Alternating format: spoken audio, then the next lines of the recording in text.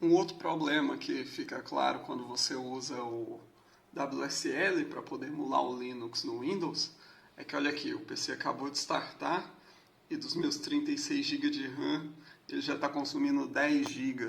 Então, ou seja, isso torna bem inviável algumas coisas. Aqui eu só estou com o Kafka, o Core startado.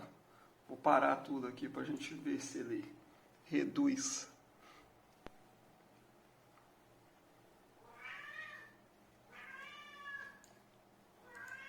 Olha só, continua lá no alto.